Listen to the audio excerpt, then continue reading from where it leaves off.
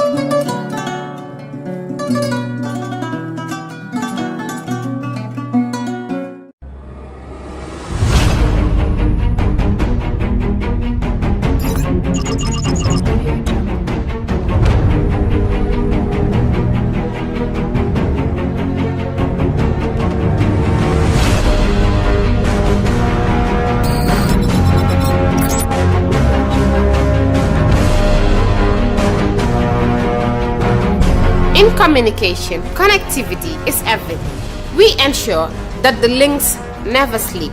Quantities and qualities, all in our data service, providing efficient, reliable voice and data service. We believe if you're not up to speed, then you're going backwards. Communications have to flow as fast as the speed of light. Whatever business you're in, having someone who understands your needs is critical. That is why we just don't offer you technology, we offer you solutions. Enjoy Gamcel's internet broadband anytime, anywhere. Your national operator, Gamcel, Yaibaram.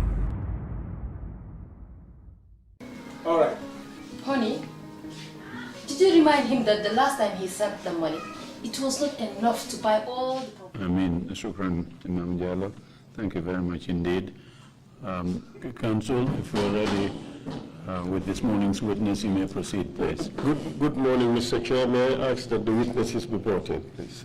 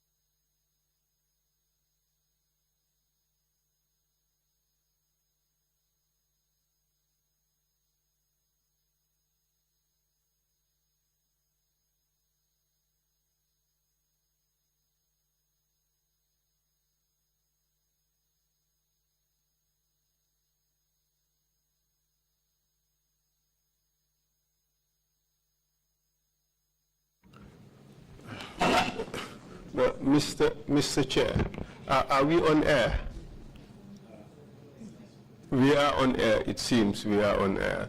Mr. Chair, we have a bit of a challenge.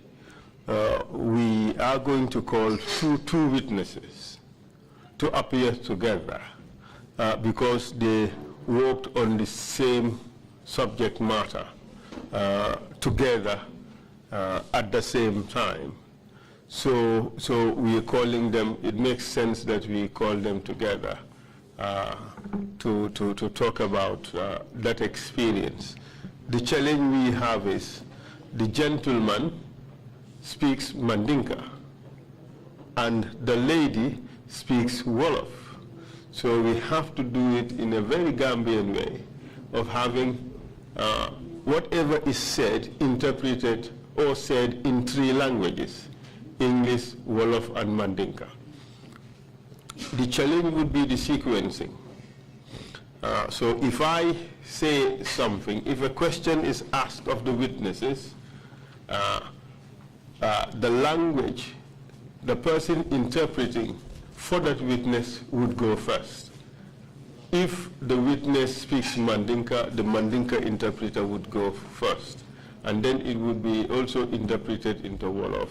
And then the witness would respond. And then it would be in English and then the other local language. We have to exercise great discipline to be able to achieve that, but I think we'd be able to do it. So it would take a bit of time. There's a bit of a learning curve here, but I do believe that we'd be able to do it. I see that the interpreters want to say something, or the technicians. Let me hear what they have to say, and then I'll come back to you. Well, I hope they don't overrule you.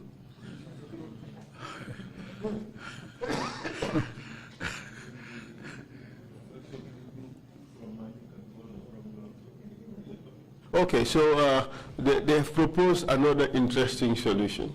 We would have 3 interpreters instead of 2. Mr. Mane would do Mandinka, into Mandinka, and Aida would do into Wolof, and Louis would take it from there to English, whatever responses we have from the local, in the local languages, be it Wolof or Mandinka, he would interpret into English. So it's a good solution. No, yes, indeed. Go along with that. You should be very familiar with that at the UN. Yes, but that is simultaneous. Simultaneous, so, but well, if you have, since Japanese is not official language, if a Japanese Prime Minister comes to speak, he would have his own interpreter who would, and then all the others would take from that Japanese fellow. That's right, that's right. Anyway. it's complex, complicated, indeed, but we will try. It's doable. Yes. Yeah. Could you kindly swear in the witnesses, please? Yeah. Yeah. Okay. I, Oley Sam, I, Oley Sam, do swear that I'll speak the truth, the whole truth, and nothing but the truth. So help me God. So help me God. Thank you.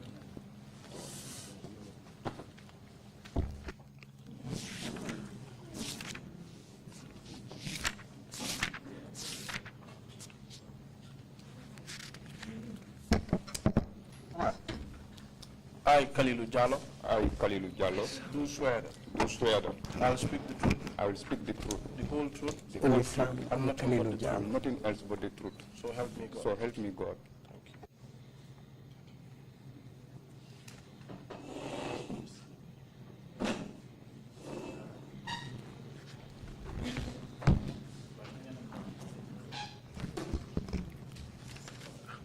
Good morning, witnesses. Welcome to the TRRC. Sede nyula nyena dala si penchum TRRC. Sedulu ubale bismillah TRRC jang. Here today to testify about dead bodies that were discovered at Ghana Town in July. dañ leen oo fii pour ñu ngeen teewal seeni seede lu aju ci wàlli niw yi nga xam ne nii gisoon nañ leen ca Ghana Town. Yàlla ku noon di jambi pour que seede yaaroo ke fu réewlu la yemen nu tombong Ghana Town. Both of you have taken an oath to speak the truth.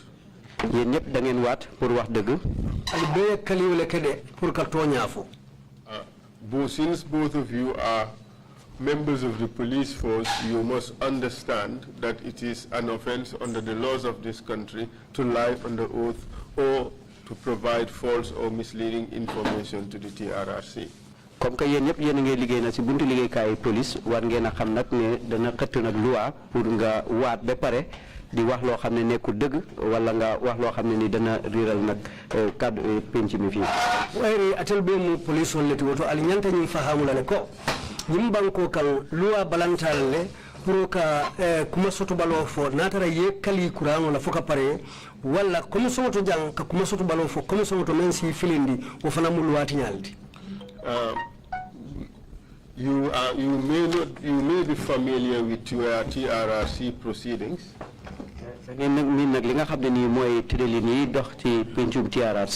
But today, for the first time, we are using 3 languages in one session.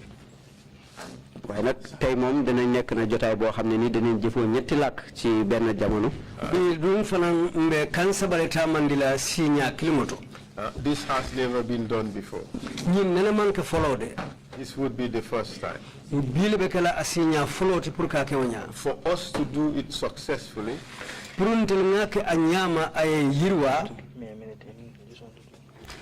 Council, bi moy njëlbeeni yoon bi ñuy ko def mooy di def waxtaan wi ci ñetti laaka.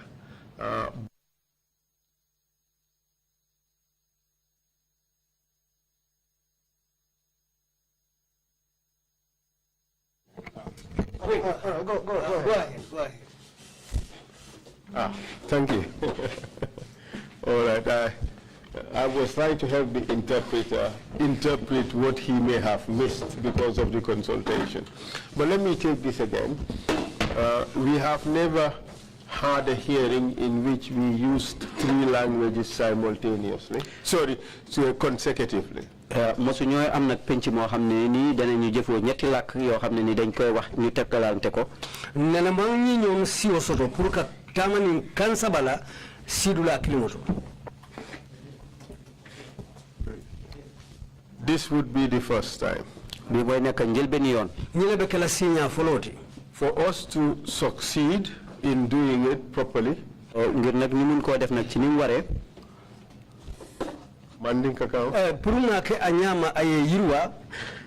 we have to exercise great discipline.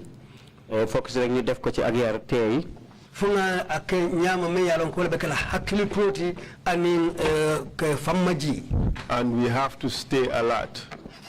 Te ñuy baywante xel tamen funa hakilolu fanalu sabatindi. We should only speak when we should speak, or one should only speak when one should speak. Kenn nak la fay wax rek su fekkee ne ci jamono boobu aajo nañ moom pour mu wax même be diam la asike watoti me ya lonko diamo sita itelema itele nyanta diam.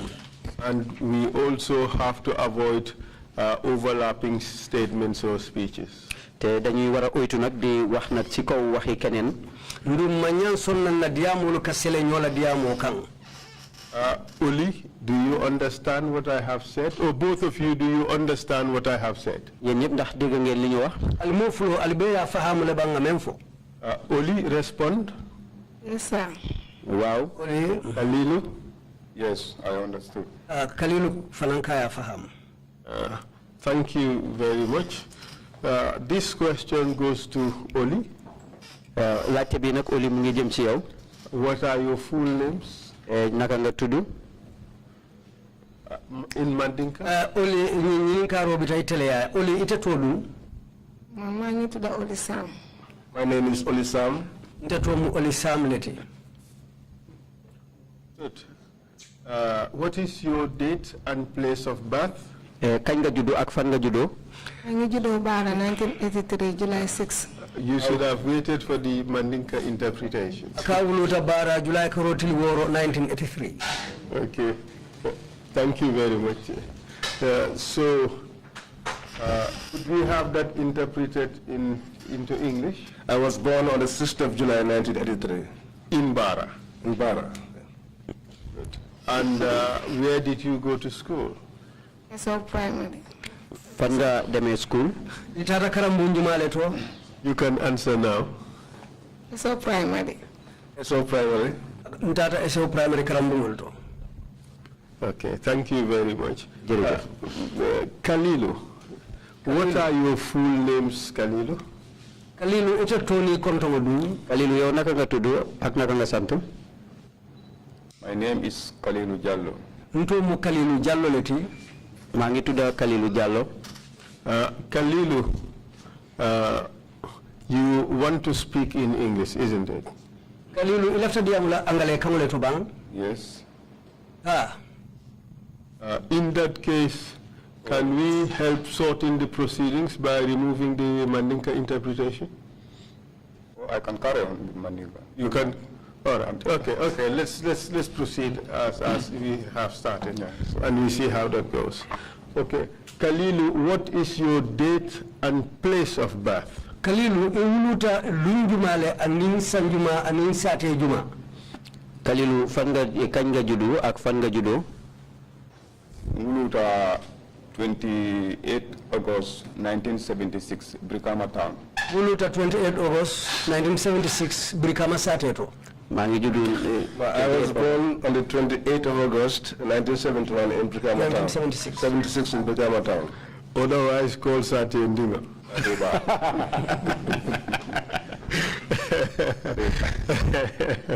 All right, yes, obviously Sateba. Thank you very much. Thank you very much. La baraka. Where did you go to school, Kalilou? Kalilou, itara karambu jumale to. Kalilou, fan nga deme school? Follow, I start nursery school, Island Nursery School. First off, I started at the Island Nursery School. Chanjel ben manga dore Island Nursery School. Brikama Sumakunda. Brikama Sumakunda. Ci Brikama Sumakunda. That was around 1982 kata 84 dal. I think it was between 1982 and 1984. Yaakaar naa diggante 1982 jëm 1984. Did you do secondary school education? Foytata secondary karambu to le bang? Ndax dem nga secondary school? Senior secondary school like. I did senior secondary school. Senior secondary school laa def. Where? Bottrop. Fan Minto. Bottrop. Where is it? Where is Bottrop located? Bottrop be Minto le. Bottrop fan la nekk? Bottrop be Brikama around Kembuje end. It is in Brikama, around the Kembuje end. Mu ngi ci Brikama ci boori Kembuje end. And Oley, where did you do secondary school? Oley, yow fan nga defee secondary school? Oli, yes, secondary karambu kami. In Esau. I did it in Esau. Oley, when did you enlist in the force? Oley, kañ nga dugg ci liggéeyukaay police? Oli, ye police ya do ko damuta sanjumale. 2004. In 2004. Atum 2004. And which branch of the police force did you join? Ito dunda police on la bunda jumale to. Paramilitary. The paramilitary. PIU. And when did you complete your training? Kañ nga jeexal sa njàngi police? Yella police karama bang wati jumale. Training for 6 months. You had a training for 6 months. Which year did you finish? Ya ban sanjumale. Ban at nga fa jeexal jàng bi training bi? I cannot recall that time. In July 2005, were you already working as a PIU officer? Si July atum 2005, ndax jamono boobu yaa ngi liggéey ci PIU? 2005 July, fo yaatale ye PIU do ko damu tabang? Wow. Yes. Ha. And where were you posted? Si jamono boobu fan lañ la ebal liggéey? Wotembo ube do ko la min tole. Brufut PIU. At a Brufut PIU. Brufut PIU. And what was your rank? Jamono boobu si ban maqaama nga toll si wàlli police? Wotembo mahama jumale be bulu police do ko kono. I am first class. I was a first class. In the first class. Constable. Constable. And Brufut PIU, where in Brufut was it located? Brufut PIU seen banqaas boobu fan la nekkoon ci Brufut? Brufut PIU la bunda ebe min tole Brufut sata kono. Ni Ghana Town. In Ghana Town. In Ghana Town. And Kalilou, when did you join the force? Kalilou, sanjuba le metadunta police yato. Kanga duga si buntu ligay kay police. Police yard that joined the police around October 2000. I joined the police force around October 2000. Duga na ligay kay police ci wéru October atum 2000. And when did you complete your training? Yela police karango bang wati jumale. Kanga jexal sa jangi police. Police yard training bang around April 2001. I completed my police training around April 2001. Mahi jexal jangi police ci wéru April atum 2001. In July 2005, which branch of the police did you join? Is it the police la bunda jumale to? Ci ban khasi police nga dugon? When pass out the Ensamba PIU. When we passed out, I was taken to the unit. The PIU, the Police Intervention Unit. Jamono biñ jéxalé ligéy jang ci police dañ ma yobon ci PIU seen bankas police bi. And where were you posted as of July 2005? July 2005 wayatara ibe sabati remminto le la do ko kon. July 2005 jamono bobu fan lañ la yobon ci buntu ligéy kay police bobu. Yeah, yen deployed Ghana Town. I was deployed at Ghana Town. Ñu ma yobon Ghana Town. Did you work in the same office with Olisam? For in Olisam bebe do ko la office kilimo le ko wutumo bang. Ndax yak Olisam yena doon liggéey ci ben office? Ade. Yes. Wow. Oley, do you recall the 23rd day of July 2005? Oley, ndax fatale ko nga ñaar fukki fan ak ñett ci wéru July atum 2005? Oley fay hakilo subula July karotil mu wani sabo 2005 woluno. Wow. Yes. Ha. Wow. Where were you on the morning of that day? Fan nga nekkon ci suba ci nonu ci bés bobu? Woluno la somanda woyetara min tole. Ma fekk suma liggéey kay good foot. It found me in my workplace in Brufut. And that would be in Ghana Town, correct? Ghana Town. Wow. Yes. Ghana Town. Kalilou, do you recall that morning where you were, 23rd day of July 2005? Kalilou, for hakilo subula July karoti mu wani sabo 2005 wolu somanda ayetara min tole. Kalilou ndax mu nga fatale ko bés bobu nonu fan la fekk ci suba gi nonu? Enter Ghana Town post. Post down in Ghana Town. It found me at the Ghana Town post where I was posted. Ma fekk na Ghana Town fi ma ebalon liggéey. So you were at work also on that morning, on that day? Amunda wolu somanda fanan ayetara do ko la. Dafa melni bés bobu tamit mu la fekk ya ngay liggéey. Yeah, Hadi. Yes. Wow. Oley, while at work, did you hear anything about dead bodies? Oley, si jamono bi ngay liggéey ci suba gonu ndax dégg nga ben xibaar bu aju ci wàlli ay niw? Wolu somanda Oley bi tata do ko la fay xibaar soto na men kata frewlu ke mo frewlu la wo xibaaroti. Si suba sit. In the morning, bu ñëwé dañ book suñ duties. when we arrived, we booked our duties. Somanda birin nata na duty lu safé. Ñu nekk ci biir charge office bi. We were inside the charge office. The charge office. Who were you with in the charge office? Kan nga nekkaton ci charge office bi? Ni jumala be charge office wotu mo. Am fa won man ak ñum Kalilou. I was there with Kalilou and others. Mbije nen Kalilou nun dolu. Ak Amisam. And Amisam. Anin Amisam. Ñoo fa nekkon ak ñun ak suñu yeneen collègues. We were the ones there and other colleagues. Ntelle bije nun anin ndoku ñoo dolu. Proceed. Continue. Léegi foofu lañ nekk ba boori 1 o'clock daal around 1, 2 yooyu noonu. We were there until around between 1 and 2. Mbe wol to ko la han fo kabu talankilin kata talan fula kan. Léegi si lañ génne si veranda bi ñu toog noonu si veranda bi. So we came out and sat at the veranda. Mfundita nan kana si perango koto. Am ku ñëw dawal bicycle benn paa. An old man came riding a bicycle. Keba kilin nata wutumo abe cycle borindi kan. Mune dafa gis ay dead bodies. Dafa gis dead bodies fale na si kabay. He said he saw dead bodies around the gum fruit trees. Around the highway. Kebaru biranata akwa furewol leje larin kaba jolube damin silaba ma fangola. Proceed. Continue. Now, Ami mo book some duties. Mama, mo book ñu pour ñu dem visit scene bis. That was when I told Ami to book us so that we could go and visit the scene. And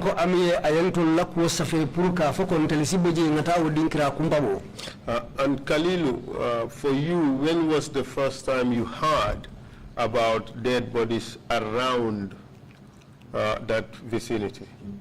Kalilou, ite wati dumalo yenyin kibaro soto kafo ye furewol leje o dinkirato ye damen fotay.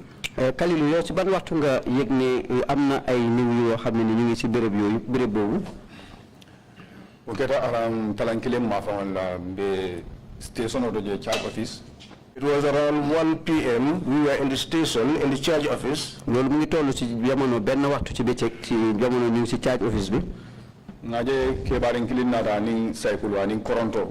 We saw an old man coming on a bicycle and he was coming hurriedly. ñu gis benn paa bu war cycle ku yàkkamti nag jamono jooju.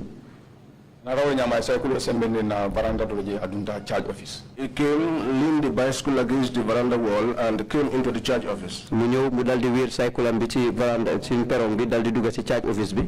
Are you referring to the same old man with the bicycle that Oley is referring to? Ebe ñim mo kili wala ko mo fo kan kebarin kili men ni cycle nata Oley men na ko mo fo. Ndax benn paa bi la ko Oley kim doon wax te amee woon cycle. Ade. Yes. Wow. And what information did he convey to you? Saying atenin mun kibar façon ne nata ateluka. Moom ban kibar la leen àggee woon. Rana ta ko ndima ako nga fenneje mo leje lari nyamo ko non malon fu fatale ba. When he came, he said, "My son, I saw people laying on the grass. I do not know if they are dead or not." Lema wax ne suma doom man de am na ni ma gis fele nit ay nit ñu tëdd fa xam ndax dañ dee wala déet. What, if anything, did you do as a result of that information you received? Silang biri yo kibaro fo itaye atelier ite nata muneke aliyemu ferele tamandi jewtuma. Biñ leen waxee loolu yéen lan ngeen def? Time I know be charge office with my immediate boss BJ, Minkata Omar Fadera. At the time, we were at the charge office with our immediate boss, who was Omar Fadera. Jamono jo ñan ñu ci charge office bi ak kenn ci suñu boss ko ñu xamé Omar Fadera. Abi we complain on moy rek you know ko I one lady assignment to Ami Santikaya book in the diary. When he heard that complaint, he tasked one of our colleagues called Sam to book us. Ci jamono bi mu ko déggee rek ci la sant benn xale bu jigéen suñ benn liggéeykat ku ñu xamee Ami Sam ne mu bind nag suñ mbir foofu ci book bi. Oley, did you see that happen? Oley ndax gis nga loolu mu am. Oley fo ya jële wo ketabal. Waaw. Yes. Were entries made in the diary? Ndax bindoon nañ loolu ci diary bi. Yo ko sa fele alla diary kono bang. Wow, bind nañ ko ci diary. Yes, it was written down on the diary. Ya sa fele diary kono. Who wrote it in the diary? Kan moo ko bindoon ci diary bi. Jumale ya sa fe alla diary kono. Ami Sam.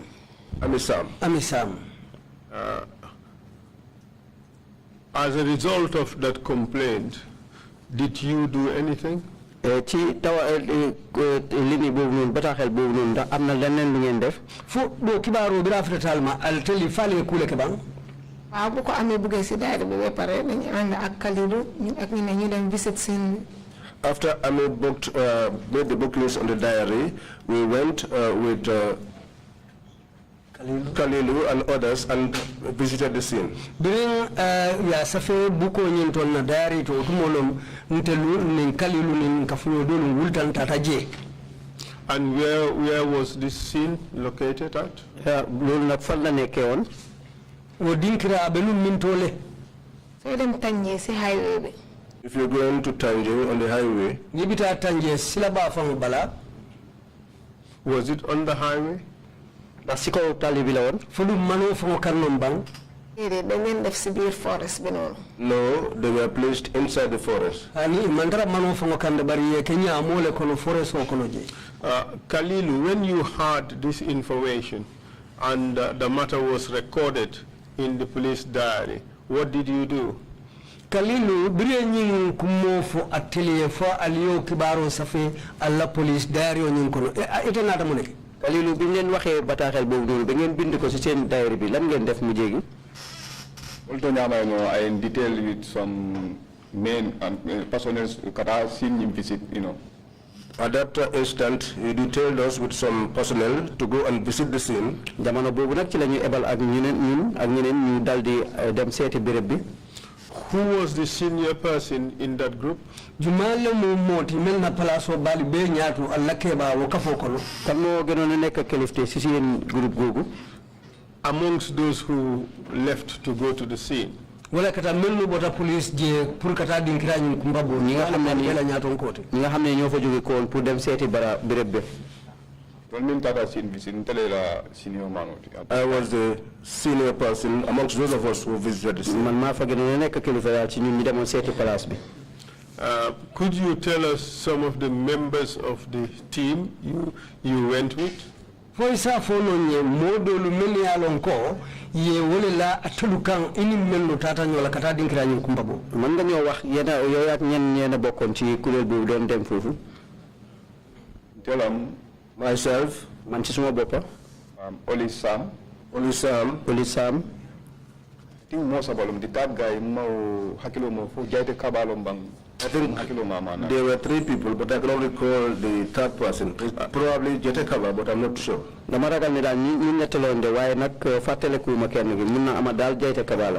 Oley, you went with Kalilou to the scene. Do you recall who else went with you? Oley, yow yak Kalilou yena demon ci béré bobu ndax mu nga fateleku kan ngeen andaton? Oley ite ni Kalilou tata ñola bitum foy hakilo samuta ali mo sabanjam mu jumalati. No, I cannot recall. So, Oley, tell us what you saw when you arrived at the scene. Legi da Oley wax ñu lan nga gis bi nga agge. Say Oley afanyu mbiral fitata je ite yemune je. When we got to the scene in the grasses, bilim fitata je na menje ñamo ko je. we found a dead body lying on the ground. We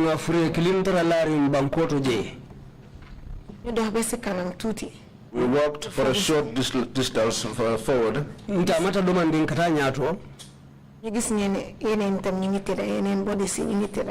we saw other bodies lying down. That was when I got scared.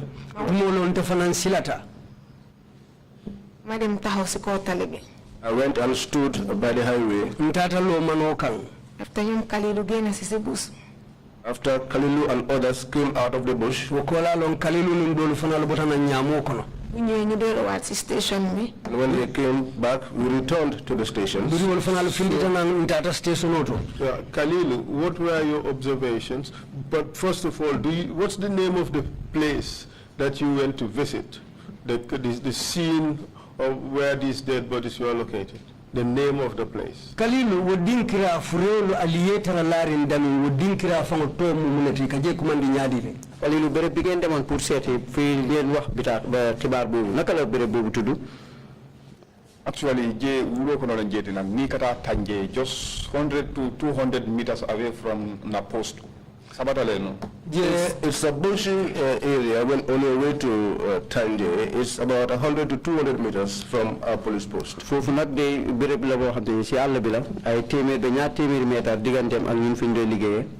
know the official name of that place?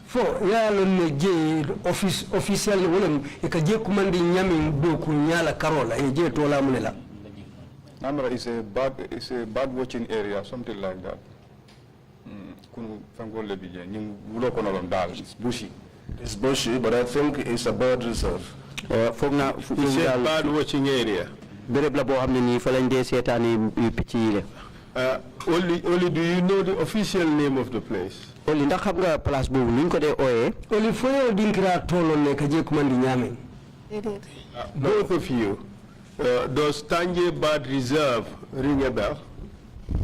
ndax yéen ñëpp nag baati Tanje Bad Reserve bi ndax loolu nekk na loo xam ne nii fàttali na leen ko. Fo ni yeñu moy ka fo Tanje Bad Reserve wala Tanje la kunu malayandi dinkira fo hakilo si bori ku kambal. Oley? No. Kalilou? None of you know the official name of that location. Anyway, Oley, what's the distance, estimated distance between your office and the place you went to visit? Oley digante boobu boo ko xaymaa ci lan laay toll digante fi ngeen demoon seeti ak seen office. Misali kama Oley atel tata damen kumbabo mo si jela jamfo yirika nyaadi le kabo alla station oto katawo dinkira. Sorry, no, too today. It's a little bit stretched. I didn't know them in Koda. We were going, we walked. Only you were asked to make an estimate.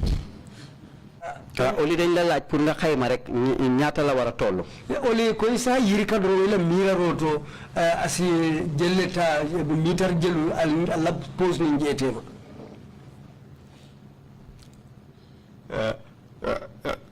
Kalilou said it's between 100 to 200 meters. Kalilou what do you think? Kalilou mu ne toll na si diggante téeméer ak ñaar téeméeri meetar loo foog. Kalilou ko aseke meter keme kata meter keme fula fo ifana na mira roto wobe ñaadile. Wow, yes, it could be. Aseke no.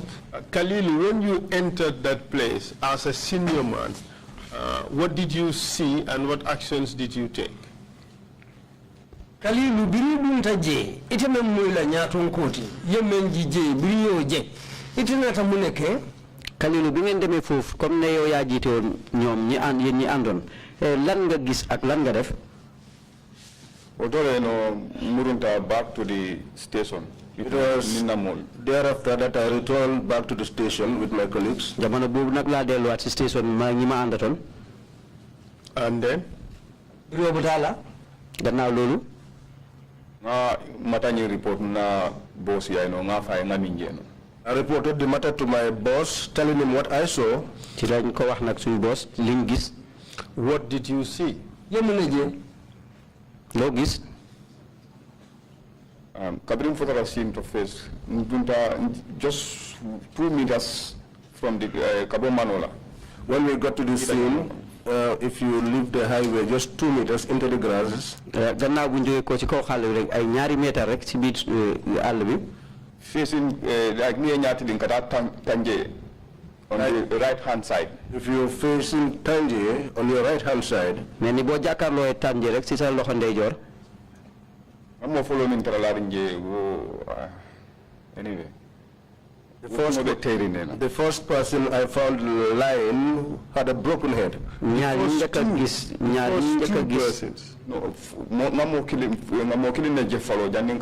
saw one person first before we saw.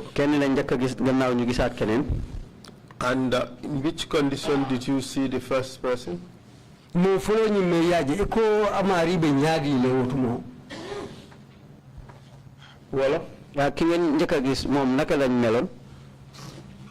Abe larin dumale ak mo be tearing. He was lying on the ground and his head was broken. Mu ngi tëddoon ci suuf bopp baa ngi toj. Kala kunkiamo fongo jeno afintita. You can see the brains was coming out. Ñu ngi doon gis sax yuuram gi. And blood was oozing from all parts of his body. Deret mu ngi doon sottee ko rek ci yaramam yépp. Just some distance And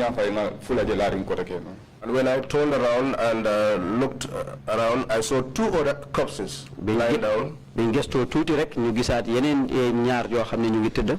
In what condition? Wol be ñaadi le wol fanal be tembe daaju mal to tum. Ñoom it jamono boobu naka lañ mel. Awol je ñame wol yelo ka boy inumol kono ani itulol kono dali no. I saw them in a situation where the blood was oozing from their noses and from their ears, and they too were lying on the ground. ñoom it ñu ngi tëddoon deret mu ngi génn seen gémmiñ yi seen bakkan yi ak seen nopp yi. From the injuries they sustained, could you tell the kind of weapon that produced those injuries? Amonta baramu menketela saya daliloti foisi mirano yemun joram façon neta pour que ifala gañu yi ngeen gisoon ci seeni jëm yow loola foog ne ndax loolu ban façon ngànnaay lañ jëfoon pour def leen ko ni kabrim fotara jefolo nga mo folo min jefolo no ma imagine no mun fensi fale ni fa because akuma be nyame. Anyway, when we arrived there initially and the state that I saw the first victim, I could not imagine what weapon was used because of the condition that I saw the person in it. Njëkk gis de mënuma xam ban façon ngànnaay lañ jëfoo ci kawam ndax ni mel. Most time man no foi I camera yi fadi martola o keso dal I don't know. At first I thought either he was hit by a hammer or a bullet because of the state that he was in.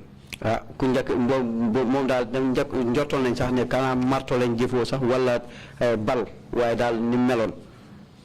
How about the next person? Mo koto ni du frère doon yeneen niw yi nag wol be laari ñamen nta fono la because il est laari dolbe bitere ne dolbe yelemare. The way they lay, I cannot say. Some were lying on their face down, others were lying on their back. Amna ni ma leen gisoon ñenn ñi ñu ngi taanu ñi ñoom ñu ngi dëpp. Because we did not touch them, we just looked at them like this. Ndax laaluñ leen ñun dañ leen xool nii rek. Before you returned to your office, how many corpses did you see? Jalnibe murula alieta alla office to yefre jelle kontinue wala ngeen doon delu sa seen office ñaata niw ngeen compté fofu first na sabale discover folo ntara murun station ka report bi. At first we discovered 3 and we returned back to the station to give the report. Jamono bobu na ñett lañ njëkk gis ñu doora dem report ko ci office bi. Oley, did you see all 3 corpses before you returned to the office? Oley, ndax gis nga ñetti niw yooyu yëpp balaa ngeen a dellu ci office ba? Oley, foofu na yow fure sa boo bee jëlee jannal ba murula la office. First one mi la gis daal ma ragal.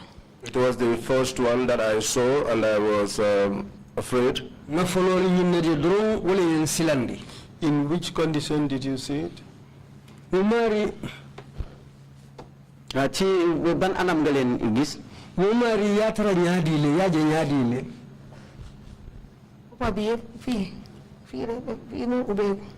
His skull was split into 2.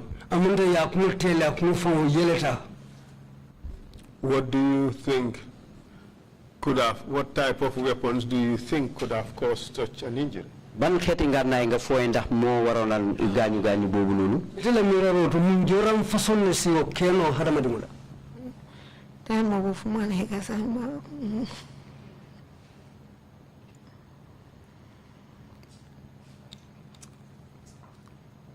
Just try. Try rek.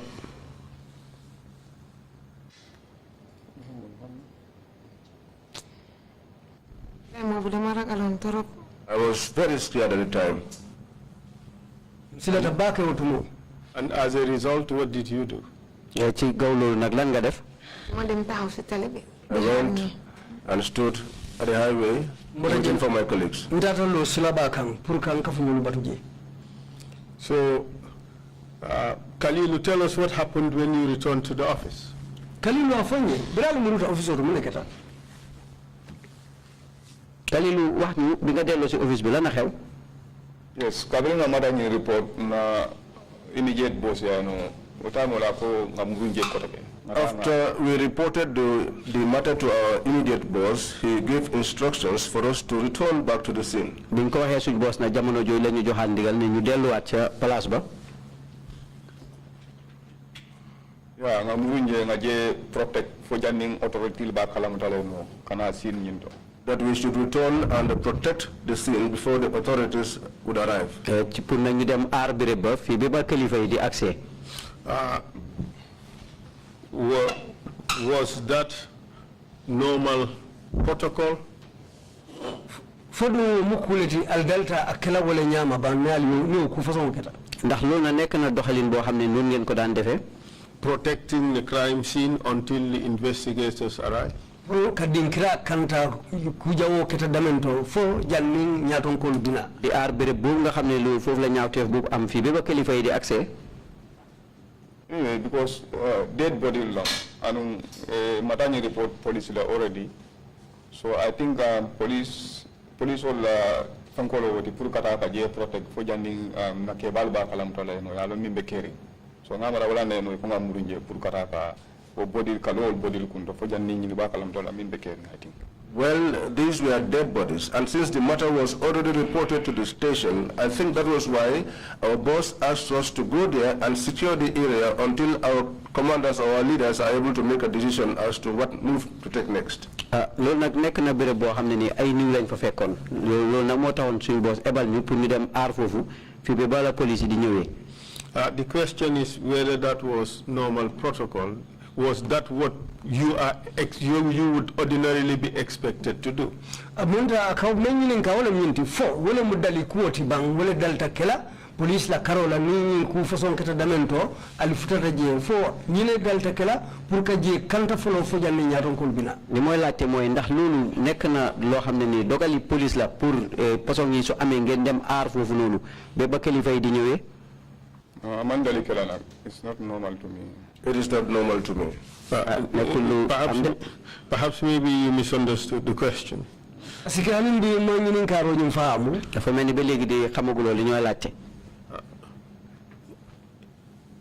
a police officer,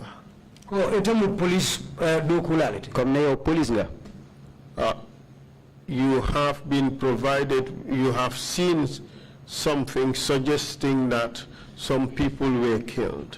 Yedula yakuje me ya lonko we ñine itandi ko ye mole fajang gis nga lo xamne ni mu la wone ne ay nit lañu ray. In doing your job, what is expected of you as a police officer, would you also be required to protect the crime scene to ensure that it's not tampered with? For pour que la do ko ke policia do ko kono foni munyanto leti pour aliolo je ka je kanta pour modo kana na ka kuta mandije fo jannim molu bina la me yalan ko wolle nyanta na la je kala ke balu pour ka je kanta ay to anyama fo liena comme ni police nga ndax nek na lo xamne ni seen warugal la ngeen dem ar bere bobu nona pour keneen bu ci dugal loxom fi be ba seen kilifa yi di accès wala ñanta kala ya. Yes, that ought to be. Loolu mo wara am. Wala CJ. That was why we were there. And when you returned to the police station and you informed your senior about what you have seen, were entries made in the diary? Biring ali muruta nan kana alla police station oto. Ye ko nyin Kenya sata alla nyaton koye. Fodum nyindata ke kutile bang alien men safe alla police bukoto ka fo me ye diary fali ya safe jele ba. Bi nga ñëwé nak ba daldi wax seen kalifa go li ngeen gis ndax lolu bindon nañ ko seen téré police bi fofu. Yes, yeah, be booklet. Yes, all of it was booked. Every movement, you know, is a book diary. Every movement is booked in the diary. Waaw bindon nañ ko ndax lepp lo xamne dal def nañ ko dañ ko di bind ci diary bi. Oley, you saw on how many bodies? Oley yow ñaata ñu nga gis? Oley tay fro jël liggé. Ñu démé visit scene bi first of all 3 languages. When they may you work against languages another 5.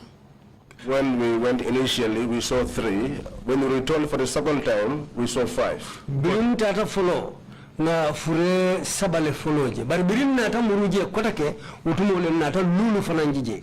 In the first instance, how many did you see personally? Ci njël ben yoon bi ngeen démé yow sa bop yow ñaata nga gis? We ñëké dem first one. When we went for the first time, Bobla 3 languages. That is what I'm saying. It was 3 we saw. On left hand side. On our left hand side. When we returned for the second time, we visit the scene and at the same time patrolling the area. Cross right hand side. That was when we crossed over to our right-hand side. Another 5. That was where we saw 5 other bodies. Then def left and right funeka. Biri muruta je sinya fulanjango na saboni je mara karole la nu.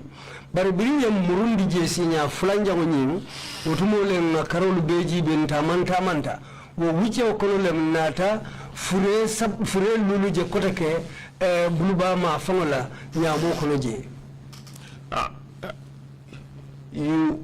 Can you recall how the first corpse you saw was dressed? The corpse was the person had on. Ndax mu nga fateleku choli ni niw bi ngeen jakona gis fo hakilo sibulale ali fure folo menje ala mun feto fatale babala abi nyadile waaw musolo normal dress mbuba activate.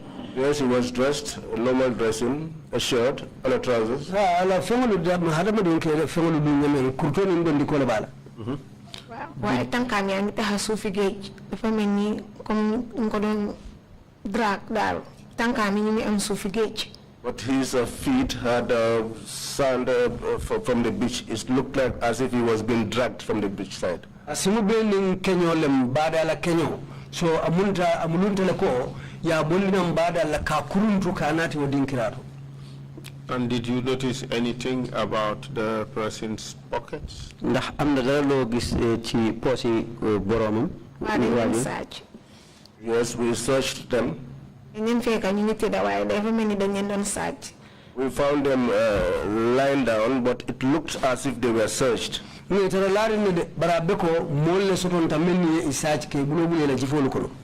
makes you say that? Well,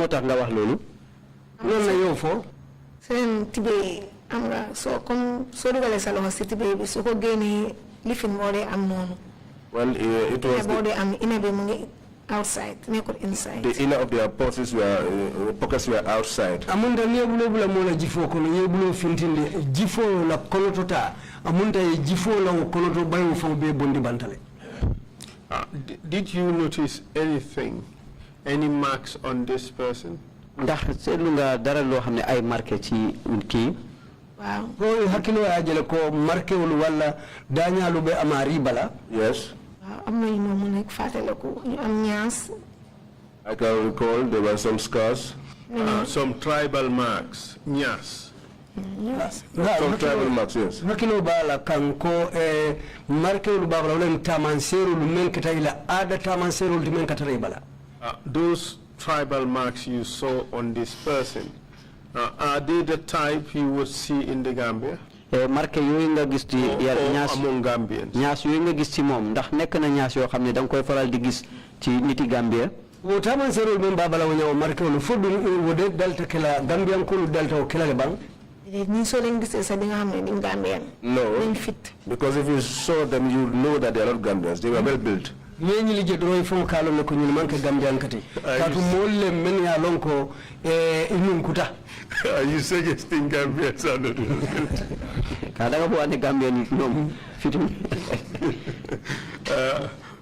Yes, they tend to be bigger Ghanaians, bulkier than us. Kalilou, were you able to tell where these people, these victims are from? Kalilou foila miraro to hakilo ya mutale nyimolu ita sa mira bota min tole. Kalilou yow ci sa xalaat ndax jamono jooju mën nga toll rek ne ñi ci fan dëkk lañ jóge ko.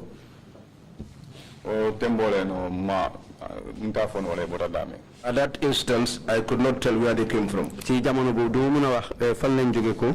Did they have characteristics of Gambians? Fodu idanya ibalo Kenya fangulu kalam anin Gambian ko lu mulu yatale ban. Ndax amoon nañ melokaani Gambian. Nationality si fablon because ibe fare neno and ibe laring so indicate ko bota janane.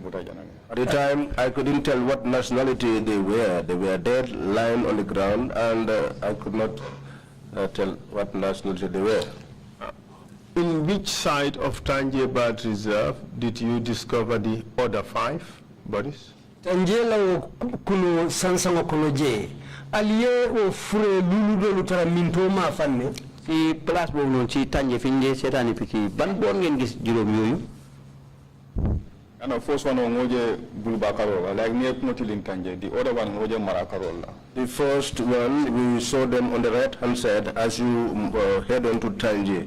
The second group was on the other side, on the left-hand side, heading towards Tanje. Góor gu njëkk bi ñu ngi leen gis boo jàkkaarloo Tanje sa boori ndeyjoor beneen bi nag mu ngi féetee càmmooy. Having discovered an extra 5 bodies, what did you do? Biring alnata ñim fure lulo fananje say ay yamneke gannaaw bu ngeen gisee yeneen juróomi niw lan ngeen def na boss inform ko tege ko no nga another 5 dead bodies nga jele ko tege ngol jele ko tege. We informed our boss that we saw an extra 5 bodies. Ci lañ yëgal suñu boss ne gisaane yeneen juróomi niw. What's the name of this person, your boss? Lañu boss atodu seen boss bi moom nu tudd Omar Fadera. Omar Fadera. First class constable. First class constable Omar Fadera. And what happened after that? Mune nata ko kola. Gannaaw loolu lu xew. Okay, I'll taraje ali ñu batu fojani binala. He said, okay, stay on the site and wait for these people until they arrive. Ci lañu wax okay ngeen toog xaar foofu noonu rek garde fu ben ñi ñëw. Which people are you referring to? Ibe juma ñol la ma jall nim benu bina juma ñol la ñantana la. Boo ne ben ñi di ñëw ñan nit nga nekk di wax noonu. Ama obe kelan na kuntonko ledi na keba. I think that will be our heads. Yaakaar naa loolu dana nekk suñu kilifa yi. Only for how long did you remain at that scene before others arrived? Oli ci ban diir la tollu depuis ba ngeen taxawee foofu noonu ba bala kilifa yi di ñeneen ñi di ñëw. Oli atele wu ci mon ki je la yir karota ay wati jelle si jannu wo dolu be fetala nan Allah molu. Yaga nañ fa torop. We were there for a long time. Do you recall which officers arrived? Fay hakilo ndax mu nga fàttaliku kan ci kilifa yi ñoo ñëw. Fay hakilo samuta Allah official jumañu le nata ji. Senior officers yépp ñëwoon. All the senior officers came. Ñaaton ko lu bele nata. Could you provide names and titles or just titles? Ndax man nga ñoo wax tur ak seeni maqama wala seen maqama nii rek.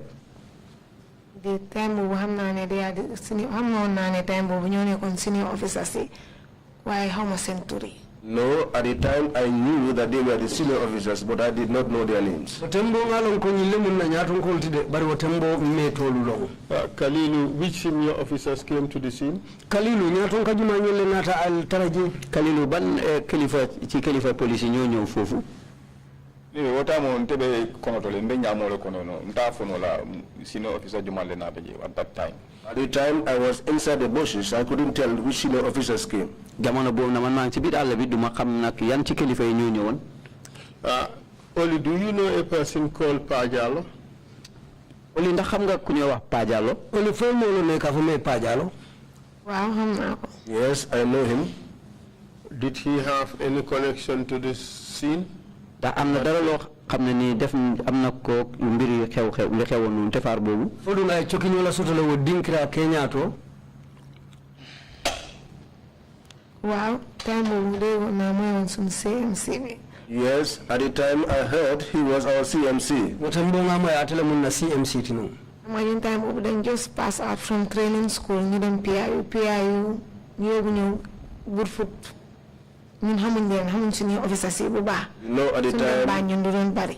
we just newly passed out and we were taken to the PIU and then posted to Brufut. And we did not go to Banjul frequently, so we could not tell who the senior officers were. Wotembo birinde nana karamu bandron ye samba PIU la bunda to membe Brufut je.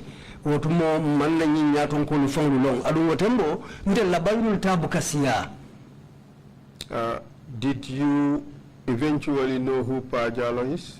Ndax mu jental gi xam nga kan mooy Pa Jallow? Fu la ba lay natalo la jumalam Pa Jallow ti. Wow. Yes. Did you see him at that scene on this day, 23rd July 2005? Ndax gis nga ko foofu ci béréb boobu ni ki keroog ci weeru July atum 2005? Fu du yaaje wo dinkiraatu le je bang 2005 wo karoti mu ni sabo. Waaw gisoon naa ko waaye xawma woon turam. Yes, I saw him then, but I did not know his name. Ha ngaji jele wolum bari utumo mato long. Do you know what position he held at the time? ndax xam nga jamono jooju ban maqaama la nekk la amoon jamono jooju fodu wote mbo yalo no maqaama jumala babulu police la bundala time bu ñewon ci TRRC bi la xamone ci la dogo xamne time bobu mo nekkon CMC. It was when he came to the TRRC that I knew that he was the CMC at the time. Wato mi ngana TRRC ja wotembolo nata lonko yara wotumo atelem CMC tunu wotembo. So Kalilou, what eventually happened with regards to the bodies? Kalilou mune natake wo furewol la kuoto furewol la karola mune natake. Kalilou lan mo xewon nak gannaaw lolu ci niw yoyu lan leen def? Yes, kabrim bije no fo wulara ma before wularo dali no mol nata nang je pour ka fenkol sumandal furel min belari. When we were there until evening time, some people came to measure the bodies that were lying down there. May take measurements about the crime scene. Yes. Jamono joju nak biñ toge be ngor nak amna kilifa yu ñew ñu jema nak digante yi ak temen place bi nga xamne ni fa lañ fekk niw yoyu teud. And then Okola. Yes, after mbije rek inata ke start ke bondi. So when we were there, they started taking them out. Jamono joju ci lañ commencé di leen génné. Around towards 6 late in the evening. That was around 6 towards 7. It was late in the evening. Jamono bobu nak mu ngi tollu ci boori juroom benn waxtu yi ci ngoon jëm juroom ñaari waxtu yi ci ngoon. That was how they were taken out and boarded onto a pickup and taken away. Jamono bobu nak ci lañ dugal ci pickup dal di leen yobbu. Yes, go ahead. Report back to our station. We fall out and then returned and reported back to the station. Jamono bobu nak ci lañu tassaro dal di delluwaat ci suñu station ba. And the next day, were you on duty? Samo, foi tata do ko ba. Ci ëlëk ndax dem ngeen liggéey? Already because we for 1 week. At the time, we were based there and we were usually there for 1 week. Jamono bobu ñu fa rek betay ndax dañ dé ayé ci dem ci dire benn bés bu ay. And how was your place guarded? Landin kiranye ka je kantanya dile. Sen place bobu naka lañ ko dé garder? Katra jele fo suto around suto ma fona sentry manuka duty start je fo jandi samanda. We are usually there until around night time. Then a sentry man will take guard and do so until tomorrow time. Jamono bobu nak ci lañ fa nek be boy guddi nak ki nga xamne ni mo ay pour garder taxaw nak be bor set. On that morning, did you recall an incident between the sentryman and a stranger? Wosumanda foi hakilo sibula kula mense ke wo kantarla ni mote mame ya lon ko lunta wala mo maridi ci jamono bobu nak ci suba si ndax fatale ko nga dara lo xamne ni tewda digante ki garde ak ko xamne dal dafa tumaranke gan la ci yeen relax moy. Yes, I was relaxing at the time and I had a commotion. Jamono bobu ma ngi don noppale ko nak ma deg ab ciow. What did you hear? Lemono moy lo degon Na diamo le moy dal it was late but na diamo moy ngan it's not normal. I heard voices, people were talking and it was late. And when I heard that, I knew that that was not normal. Degon na nak ñuy wax de te bobu gudina waye nak ma xamne dal lolu du lu jaadu. And then Kola Nara fintina to kajibe mimbe caring. I came out to find out what was happening. Ci la genn nak pour set lan mo don dox lan mo don xew. After already ngamra sentry manu ya confront le na sambanam to the charge office there. At the time, I think the sentryman had already confronted him and brought him to the charge office. Jamono bobu nak sentryman bi wax na mom be indi ko ci charge office bi. Mr. Witness, we want to know exactly what happened between the sentryman and this person as far as you know. lafta lonnale mune tamata wo kantarla sentrimano anini lumta wo tema item fangola londoto mune keta dañ buga xam lan mo xew digante garde kat bobu ak wajo ñi nga xamne ñew na fa gan gogu nta fa no exactly min kerete ma je because wata mon tebe lari nanu bari kabrin nata ngamo no ko kabranya sentry mano ja ko they are here if they are here again they are here Because what I'm with black uniform with rifle mountain. I don't know exactly what transpired between the sentryman and this individual because I was lying down. But when I came out, he was already at the charge office. But I heard that when he saw the sentryman, he was saying they are here, because at the time they were dressed in black. Jamono bobu nak comme que lu ñu lañ soloon man dégg naa jamono bi nga xamee ne nii indi nañ ko charge mu ngi wax ne ñu ngi waat nii. So from that explanation you received, what did you understand this stranger to have been saying, or what he meant when he said they are here, referring to the sentryman wearing black and holding a gun? Say itele mune kule fahamu woto biring yenyi moy ko wo kantarla biring ninyi luntang be diam la luntang nyi nata fo ko wotumo le ko ifele jang katu wotumo wo kantarla fana ye femfino le dum kido babulo ko no wodalilo ya sabu ako ifele jang bijang. Yow lan nga mëna sotande ko ci sa xel bu fekkee ne gannaaw bi nga déggee ne moom mu ngi doon wax ne ñu ngi waat nii de ñu ngi waat nii te time boobu noonu ki doon garde mu ngi sol lu ñuul téye fetel. Maybe I cannot know mean blue, I am miracle for another bullet the same trap like on a Maybe it was because of the people that he had escaped from. When he saw this man, he thought he had gotten himself into the same trap again. Muna amat ci nimbe ci ndigem fekk ne ki nim solo mu foy nda ñooñu la ba tey. Essentially you're saying that he might have believed that he's fallen back into the hands, into the custody of the same people he escaped from. Amunta mine ketaye afeko akanata menuma anata afandu wolle bulo kono kotake wairi abaka akafoko wol fele jang wairi akanata menuma wol yefem fimul do maseke wairi nyim fana fem fimul le dum ay amerako womo kilimulu anata afandu wolle bulo kotake. Muy mel ni dafa ci gàttal dafa moom dafa gis ñi nga xam ne nii ci ñooñu la rëcce ñoom la leen foogoon gannaaw bi mu leen fa fekkee. Yes. Yes. Wow. Okay. Thank you very much. But what happened to this person? Mu ne naata ke ñi mari la lu xew ci kii. Kapin ya dundi fenko to charge office to je gosna dundi na soto je ya bayno ninga detail so ton ke kibye. When he was taken to the charge room, because we have a small room whereby we put detainees there.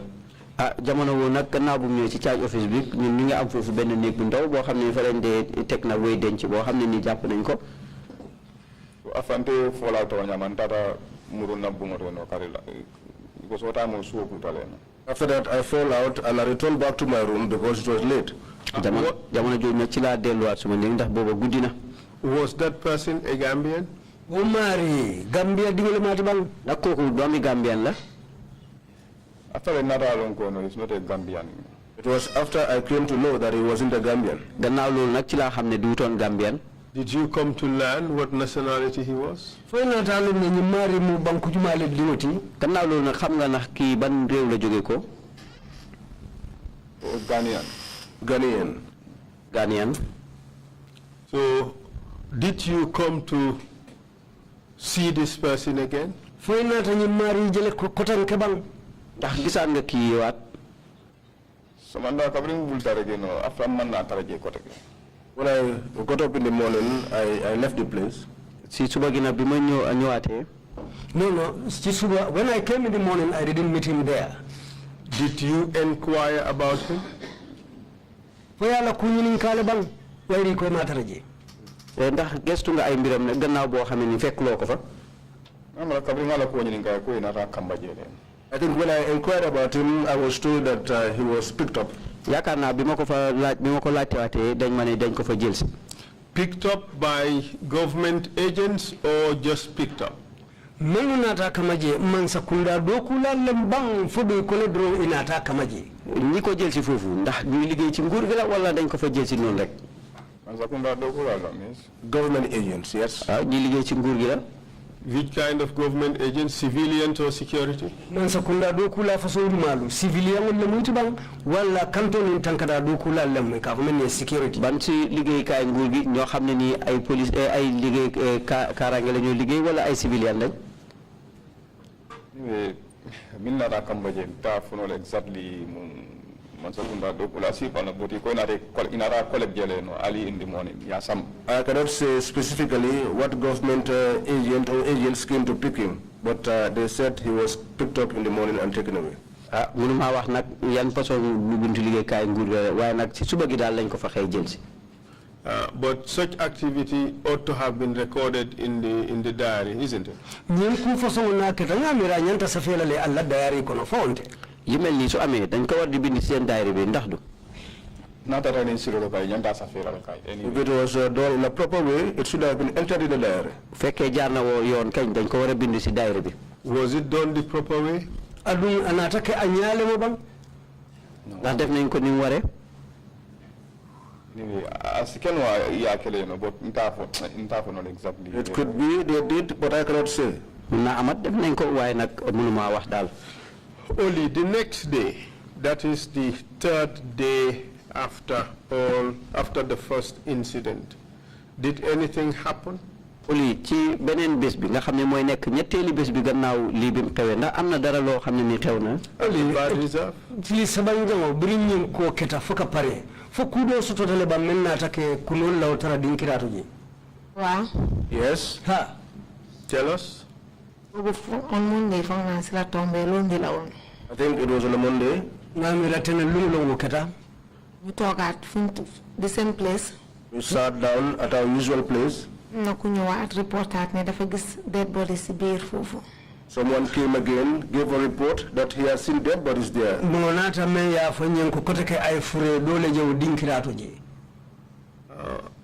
Did you go to see it? No, on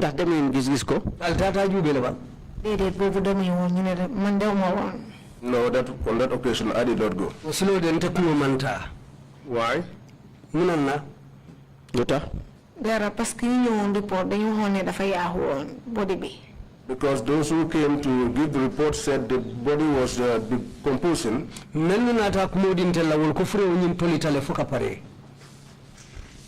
And as a result of that, you decided not to go.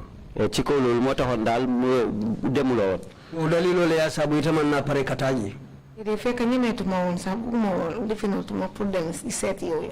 time, I did not have the nerve to go again and see such scenes again. Kalilou, on that Monday morning, were you also in the office? Kalilou ci altine bu ci wo ndax wo yang ci office bi? Yes. Wow. What happened? Lu xew?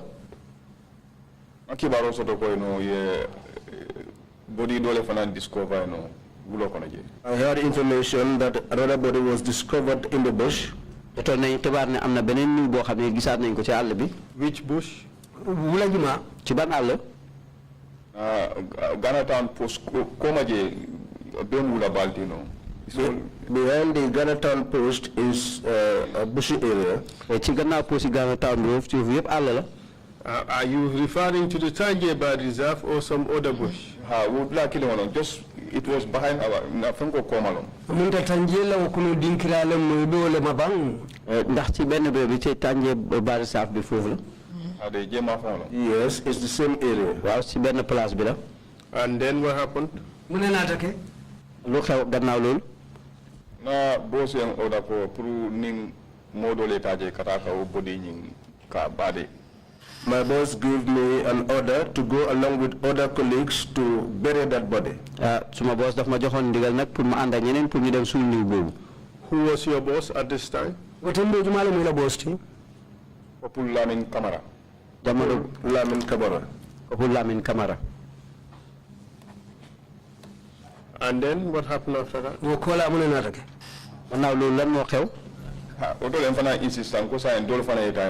incident I can tell the details. So this one, so at that time I objected. I said on every incident I'm the one that you send. Let other people go this time round. Jamono boobu nag ci laa dinga ndigal googu ma ne ko man lu xew rek man ngeen naa ebal bi yoon nag na ñeneen dem. And do you believe that was the right action to take? Fonila mi roto wole mo siloti ñanta ben kala bang. Da jamono wo yow xoo nga ne loolu mooy li nga xam ne loolu nga war a def. Anyway, fengo nyama ko male fata nyame no fuka pare no ila could be in doubt. So kataka o bade o nyama no ngaje it's not the proper way for me to go. Well, given that I did not know the circumstances in which they died, for them to ask me to go and bury them was something that I could not possibly want to get involved in. ñoo xam ne nii niñ dee xaw ma si gan anam lañ dee ma dem rek dem suul leen moo tax ma ne daal loolu jaadu ma bañ ne du ma dem. What was the right way? Mune musilati lindiwuti mune ñanta kelanu. Loolu lan mooy lu jaadu nag lu ñu waroon a def. Ñanta ka autorité informe le no comme yow dol ke ñame no yena ya defanan evacuate ya samba for proper checking. They should have informed the authorities just as they did in the first instance, so they can come and evacuate the body to carry out checkup. Dañ ko waroon a yëgal kilifa yi rek comme ni ñu defoon ci bu njëkk bi rek ñu dal di ko yóbbu. Did you inform Corporal Lamin Camara? For Corporal Lamin Camara in the bank. Ndax yëgal nga Corporal Lamin Camara? Abe kalam tale because atale bija atale ko nye ini mo ni jonyo kale tale nyin fenke. He's aware because he was the one who told me to go with the others and take care of the body. Yëgoon na ko ndax moo ñu joxoon ndigal moo ma joxoon ndigal naa ànd ak ñeneen ñi pour ñu dem toppatoo ko. The question is, did you inform him that it was improper or unlawful to just go and bury the body where it was found? Amunta kamenyin ka wala minti fo yenyim fula min kamara ne ko nyim millu amanta nyola pour kata dron ka nyim mare bade men yalon ko al ma fam yalon fanu sino tata ndax waxon nga ko la camara bobu ne ko lolu jaaduwul pour ñu dem rek sul nit ki nga xamne ni xamuñ ci ban anam la dé nañ ko waroon a yëgal kilifa yi comme niñ defon ci bu njëkk bi. No, I did not tell him that. waxuma won ko de. You just assumed that he knew. Amunda ya mutala dron ko ate ñanta wolon nale dafa melni rek da nga xalaat ni da mo waroon na mëna xam lolu. Anyway atelen na ñaton ko tije so nte badale ko. He was our leader and I was under him. Mom mo doon suñu njit man ci ronam la nekkon. But you refused to obey his order. Bari balanta pour kala kamuta mandi. Ay da nga bañoon pour dégg ndigalam. Anyway mbalanta le nak. Yes, I refused. Wow, dama bañoon. You cannot be faulted for disobeying an unlawful order. Mote tu minola de natra ibalanta kuke balota mandola comme ni loi manta ni balanta okela woto mo manya ni tu mila mënu la sikkude ci lo xamne ni dal da nga bañ ndigal lo xamne ni jaaduwut. But at least you should have informed him of the unlawfulness of his order. Bari inyantale nun ka faye ate yekkamu nun dite la pour yake mu kannati men ni loi manta inyanto fulay nenu waye nak nu mundi mel waron nga ko yigal nak ne ko li de du lo xamne ni jaaduna. Was his order implemented by other officers? alaw kamu men ayafo nya foddo kula dolu nata sotole minu tata o maña minu tata o kebal ndax lim leen santo non ndax amna ñeneen ñoo xamne ni def nañ ko. Yes, people went there. Tell us what happened. When they went there? They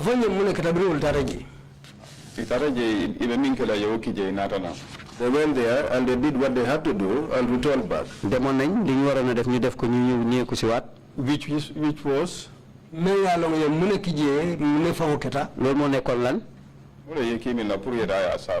That is to do what they were sent there for, to bury the body, because it was decomposing.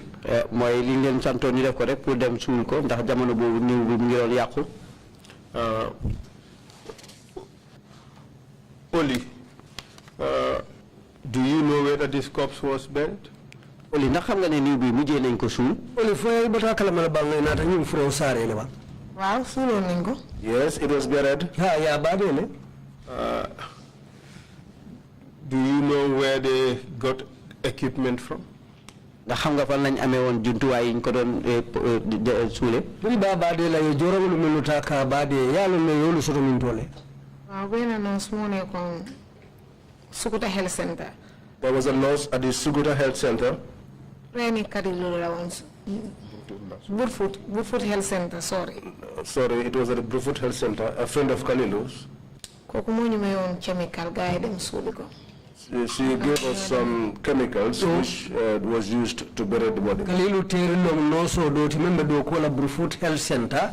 Wole boro di la chemical o ye wole take munafanga purkata nyimo bade. And what else did the person provide apart from chemicals, antiseptic liquids? Apart from that, what else did the person provide? Gannaaw chemical bu yan façon jumtuwaay la leen joxaat. Wo boro ko la chemical o marina to mune fem façon bondi côté ke pour ye buna fanga la.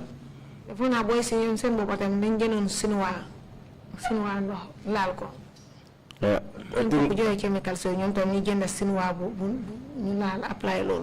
think the boys too bought the Chinese mentholatum, the liquid type, which they rubbed on their noses. Namira bring ye chemical osoto kambano lukewulu menu bije wulu fanana ta Chinese la nyim bori jiota ye wala ta ka mai bulolu ni nyada ni nula.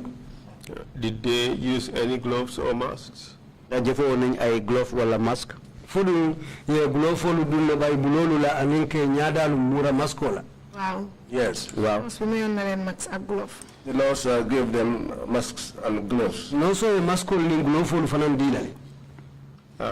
So as far as you know, the body was also buried that day. Comme dal ci sa xel fim tollu dal ñom niw bi sulon nañu ko. La londo to wulu amunda ye frew ñim badele. Wow. So yes, it was buried that day. Yeah, badele. As far as you know, was this mentioned to the officials? Was it known to the officials, or was it secret? Comme fi sa xam-xam tollu ndax li si walon nañ ko mu ag ci kilifa yi wala na dañ ko mu xuto nonu rek. Itela londo to nyinki baro inata dialla nyaton ko lale bangi buta kalama fodu ya ko ke alkunuto le tiye de la fele. Dede kene ko ni ne kon juti rek ni men ñoko discuss ñun rek ñoko xamone. No, nobody knew it other than those of us who were there on duties at the day. Kalilou, was it kept a secret? Kalilou fo ya ke kullo le tiba ye dia fe. Kalilou ndax dañ ko noppé won rek. Allez. Yes. Why? Munanda lutax Oley, why was it kept a secret? Oley lan motax rek ñu xuto ko nonu. Ni munana ye de la fe wonya. Sun relief commander be dafa ñu waxon ne ñu def ko secret ñun kesse bu ko ken yek. Our relief commander told us that we should keep this a secret and this information should only remain within those of us who were there. Na fanna nyaton ko le nata akonyin ko na nyin ko ke alkunoto ti na mabo ngal de la fe nkana fu moy. Kalilou? Kalilou to do? Yes. Wow. Yes, what? I mean for a woman. What he said is what happened. I mean for a You did not even inform your superior officers beyond your relief commander. Yegalu len won sax yeneen kilifa yi nga xamne ni ñoo leen jité won lu moy seen relief commander bi bes bobu. Al manki baro ñindi alla ñaaton ka dol la na manke alla fanna ñaaton koti e ka hume relief commander wo kola al ma fa moy ade because yananta bypass no la atele bentol ni wol tema so yes anything minna ta tuate no atele ka futandi ma so we could not futandi man to ta futandi no we could not bypass him because he was the one between those senior officers and ourselves. If there was to be any information passage, it should pass through him. And if he did not do that, we could not have done that without his authorization. Dede koku mom mu ñoon koy jéggi ndax mom mo nekkon suñu digënté ak suñu kilifa yi bépp bataaxel boo xam ne ni mu ngi dem na dafa war a jaar si moom te moom comme que defut ko ñun mënuñ koy jéggi dal di ko def.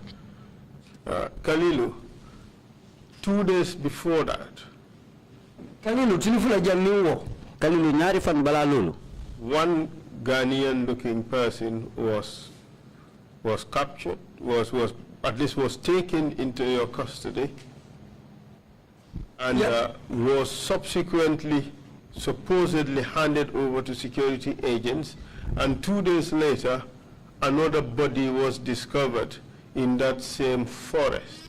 Did that raise any suspicions in your mind?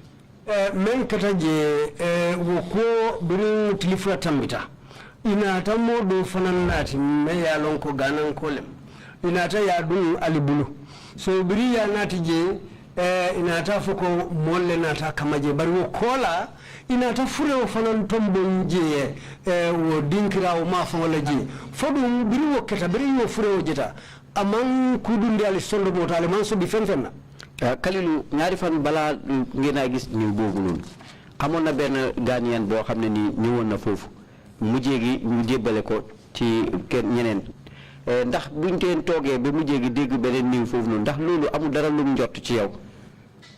Iwa kada akata mo le jagal kubalti because kumi bo nyama no enana wo nyama no yo ko samba wo nyama so I told from jakalle definitely we don't malong actually. It was surprising the way things were happening, so we were not suspicious of anything. Nekk na loo xam ne daa jaaxle woon nañu de waaye nag ndek ni anam googu ni mu demee waaye nag dekkutoon dara loo xam ne ni njottoon nañ ko ci. The government of Ghana, Ghana man sakunda, nguuri Ghana, complained that the Ghanaian citizens allegedly released by the PIU in Ghana town, those guys disappeared in thin air. Ghana man sakunda wa sita kafoko ye Ghana kafulo lumulubula PIU la officer kabo Ghana town J mo fulo yema ntafonyo kono wala nyama mo kala wala kotake nguuri Ghana dañ tawaton ne doomi Ghana ñaari doomi Ghana ñi nga xam ne ni indi woon leen ci PIU mujjee nañ wax ne bàyyi nañ leen waaye noonu lañ réeree mes rek ci jaww ji.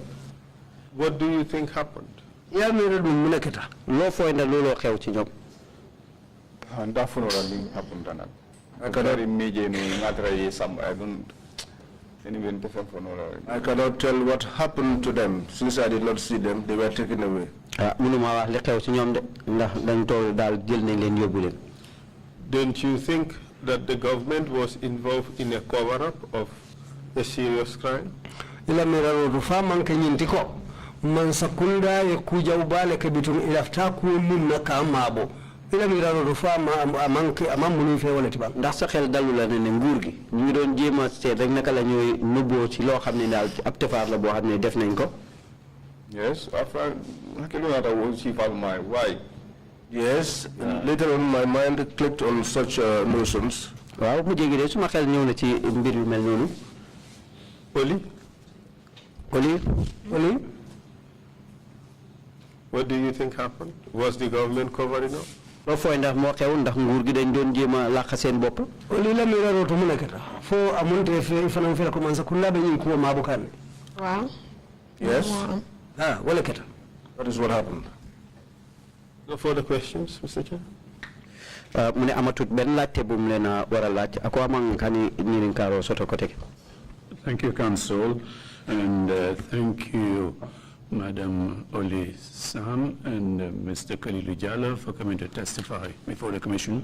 Perhaps, Mr. Chair, just one last thing. Please proceed, Council. Did you continue to remain at the Ghana Town PIU after these events, long after these events? Bringing ko kata fatambita. Alnata to Ghana Town law PIU bunda to jelebang al continue to do ko la jelebang fa kata ñaadile. Gannaaw boo xamee ne ni lii xew na ndax yàgg ngeen di liggéey ci place bi leen ab nekk ngeen liggéey noonu. Dañu delluwaat back to PIU. No, we were recalled to the PIU. Yam doon di jële ñen samba kam murundi PIU. Kalilou? I normally can change cut Tarajele for 1 week. Na base be Brikama, we have a platoon in Brikama. Normally we used to change. We would stay there for 1 week, and we had a base in Brikama where there was a platoon. Suñ képp gu mag gi de mu nga ca Brikama waaye nag suñ ayee foofu si diira bés bu ay rek la de tollu. Ni en falling kata Brikama le dole fanan kanaje min ka control. When we are changed, we return to Brikama and others will replace us. So suñ ayee jeexee nag dañuy delluwaat Brikama ñeneen dal di ñëw utuñu. Did you go back to Ghana Town? Fo nata muru le kata do ko la Ghana Town ko tekebal. Ndax delluwaat ngeen liggéeyuwaat Ghana Town. After now next duties murunda jeno marwata no almost 2-3 weeks. During the course of my next visit, I returned back there, but that was after 2 or 3 weeks. suma benen ay bi de delu wat na fa way nak lolou dafa dem ci dirab ñaari besu ay be ñetti besu ay ma door fa delu. Thank you again for your testimonies. But before I turn to the commissioners, if they have any questions to ask, Ms. Kalilou Jallow, can you clarify when the individuals came to pick up the 8 bodies, did they pack all 8 bodies in one truck, one pickup truck, or 2 pickup trucks, or did they make two trips to carry the bodies away from the crime scene? Yeah, sorry, go ahead. Chairman Kenyan Kamin Kalilou, bring Yumfrulu Kafunyoma. Inate kama je tumo menna. Inyim fure sayo be kafunyoma moto kilimo le koloba mpurke samba fodo ye tala moto fula le tema ke bondi je purke samba ye bondi je nyaaji de ke samba. Chairman limo laajte rek moy jamono bi nga xamé ñew nañ pour jël juroom ñetti ñiw yi. Ndax ñoom ñep dañ leen defoon ci benn auto yóbbu leen wala dañ leen xaajoon ci benn auto ak beneen auto wala ndax dañ débbu benn auto dooli wuñe ko jël ñeneen. We were shown the Daily Observer front page picture yesterday. I believe the date is 23rd July 2005. 25th. Is that correct, Council? 25th July. We saw 2 trucks, pickup trucks there. Could only determine that only one had the bodies. I wasn't sure the other one, it wasn't very clear from the picture, had any bodies in it. Observer kibar kaito, men findita karoti limuang amigdulu. Natalo bala wo observer kibar kaito bala, moto fulani bijere bari cross roto naje ko frewul be moto kilimo le kono do wala ko man senea bake ma cross bake natalo to fo fure bakono yo wodalino le asabu ngani ninka fo la cross roto ete aje nyaadile la tembi nak fim ko wër moy di kayiti xibaar gi nga xamne mo gennon ci buntu Daily Observer ci ñaar fukki fan ak juroom woné na le ñaari auto ñoo taxawon waye nak liñ gis ci natal yoyu niw yépp ci ben auto dal lañ gis ay niw ndax benen auto bi dal leeru loolu tax mu bugal laccé naka lañ ci gan anam lañ yobbo won niw yoyu.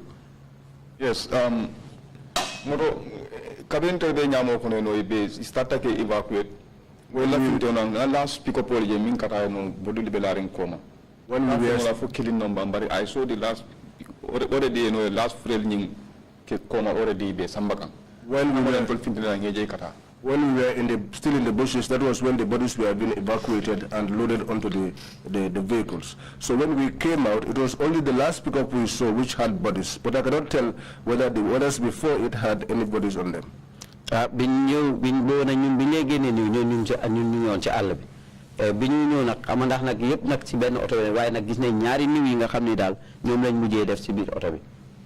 you very much indeed. Commissioners, if you have any questions, Imam Jallow, you have the floor, please. Thank you, Chair. This question is addressed to either of you. Any of you can answer the question. Imam Jallow bali ñini kala bare ako atul mu flo ko mom mon di sa jabi nole. Imam Jallow nak mo leena laaj way mu na laajte bi nak yeen ñep rek kenn ku ne rek mën na ko tontu. After the bodies were removed, bri frewlu bondi je gannaaw buñ génné niw yi. Did any senior officer ever talk to you about the bodies? Fo ñaaton ko ko mo soton tale melne ne yali diamundi ñim frewol la ko.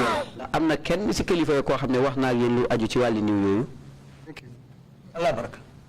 Anyway, in told mam fem fonak. We did not discuss anything. Ka sikio for the damende be bon laje no ke samba be sambala dame. Ntol bi jew dama ka bar ni sino han kilim diam about. All we did was to secure the site until the senior officer, the people who are supposed to come arrived and took the bodies away, but we never had any discussions with any senior officer. Amuna ben wax bo xamne wax nañ ko ben kilifa ñun dal suñ liggéey mo nekkon rek xaar fofu nonu ci niw yi be kilifa yi ñu jël di yobbu niw fi leena yobbu. Will you have anything to add to that? Oley ndax amna dara loy laacc ci lo cey yokku. Fo be fel la fa la jeba. Dedet. Commissioner Kerr, you have the floor, please. Commissioner Kerr bali ñini kala. Thank you, Chairman. And thank you to the two witnesses for your testimonies. Numbara chairman atel sede fulube al numbara alla sede aroka. Yen ñaari sede yeb mu ngena gërem ci sen seeway. Thank you. My question is directed to you, Oley, but Mr. Jallow, if you want to interject, you can do so. Akala ñinin karo wulindi Oley kama bari Mr. Jallow Kalilou ni fana ye kuma soto ilafta mel fala Oley la jabiro kan isi tante yafo. Oley laajte bi na mu ne mu ngi ñew ci yow. Waaye nag Mr. Jallow bu fekkee ne am na lenn loo xam ne nii mun na ko ci yokk rek mu boobaa nag mu wax ko. You described that you were shocked when you saw the state of the dead bodies. Mu ne daldi woon nga tiit lool bi nga gisee niw yooyu ci gan anam lañ tëddee woon. Iko seeta baake ekijo farata biri yo frewje abelari nyami. Does this impact on you up to now? Fo odun akuo atuti sondo mo kono le kay mira kay de ila miro to fobi. Ndax ba léegi loolu mu ngi ci yow ba tey yaa ngi koy xalaat. Waaw. Yes. How does that impact on you? Loolu naka la doy loraate ci yow ba tey. Akuo ñi miro ay batandi ñaadi le. Dama dee toog rek suma xel nekk comme mel ni mang leena gis. Am nga loolu do ko mu samuna faade. Sometimes I sit down and all of a sudden it will appear as if I am seeing them again. That is something that you don't forget. Nimba sire hakilo ka muru de ay kanne drong aka kenfe ko nyaabe lori ngi kanne koteke. Ka do kuleti me yalon ko ni nyaabo ita kay bu kanyina no wala koteke. Have you been given any form of therapy, psychosocial support? Ndax am na benn dimbal boo xam ne def nañ la ko maanaam di jéema dalal sa xel ci li nga xam ne ni gis nga ko. Fo no ni ma koy dilale bam pour que hakilo tenkondi kay juso nyabu pour isi ñina la miro la karola fo o ma ko refuso yo kay ne bal. Parce que discuss ko ak kenn. No, because I have not discussed this issue with anyone. Hani katu limmo mondil manyin ko mo kacha ko tek. Okay, what about you? Nimbara Oley bitun Kalilou itadu. Kalilou yow nak among them move now because ndalta mo frère jara so among samba hani janya only the very day minna ngaje o that day throughout man damoroke on ronnam. It has not moved me anyhow because I am used to seeing corpses, but it was only impactful on the first day that I saw them. Man de defut ba dara de kanar benn bes bu njëkk bi mo gis de daal lekkuma ndax man nag moom yàgg naa di gis niw. I didn't eat the whole day because of its impact on me. That was the only impact. Thank you both witnesses. Jërëjëf yéen ñaari seede yi. Mr. Jallow, before I turn to the other commissioners, in what capacity were you seeing bodies every day, I guess? Mr. Jallow. What was it? What were you doing? Yaman ko delta froje le ke je ñaadi la ni minto katara ñaadi le. Ci amal mo la laaj mu ne comme que yow min nga di gis niw ci yan anam nga daan gis niw? Just normal frère rek comme mo min ka faade yalla ni ñaawol jeeno ni yindol jeeno wote mofla. Just the normal dead bodies of people who would die naturally. When you get used to that and you see these ones, you don't get moved. Comme ni wi de ni rek comme yo so len gisee kañ bo gisee bi mom sonalul la. Okay. Imam C, you have the floor, please. Imam C, fanal laftali ñu kala. Imam C tamit bëggon na len laajte. Kalilou Jallow on jaarama. Kalilou imam ko al mimbara. Ana pula. Kalilou imam mu ne la jërëjëfal ndax dégg nga ko. Ko ne pula mo wada.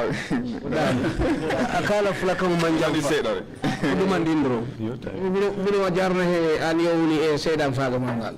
Akabali mimbara la. He's thanking both of you. Imam C is thanking both of you. Imam C mu ngi na gërëm yeen ñaan ñep. Nam la tuma mi ndako kambe hilifa be ngarbe bon fof. What he's asking about your leaders, your senior officers who came there, all of them.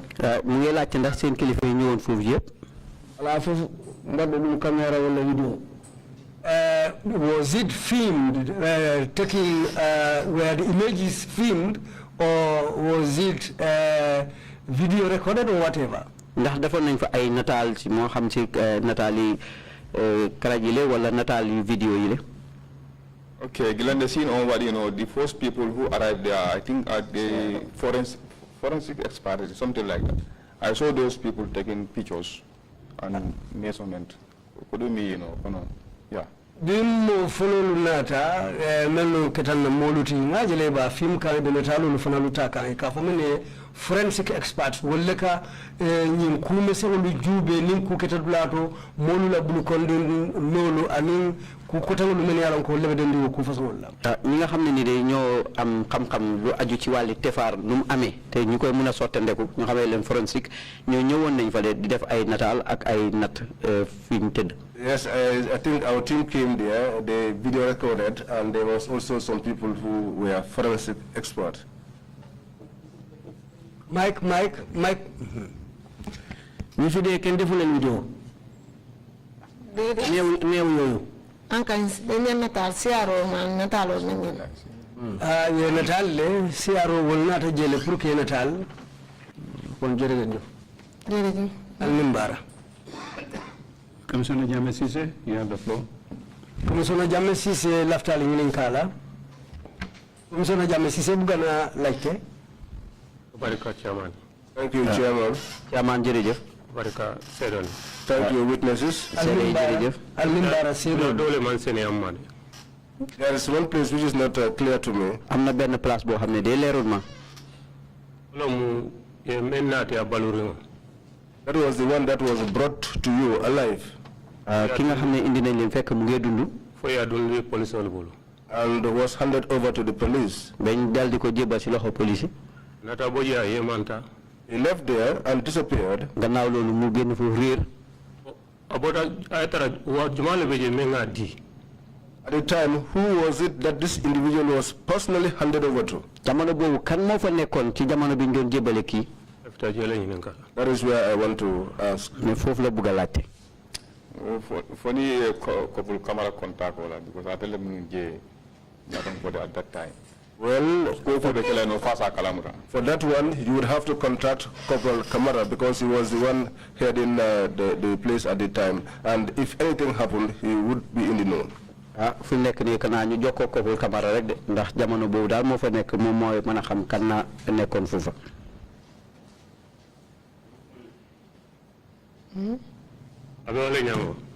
Is that the way it is? Okay. Thank you.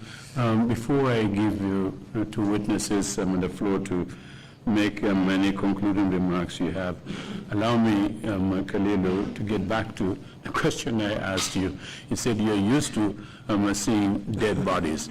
You didn't work in a funeral home, nor at the morgue in Banjul, but you say you, with them at PIU, I became a bit suspicious. So where have you been seeing dead bodies on a regular basis?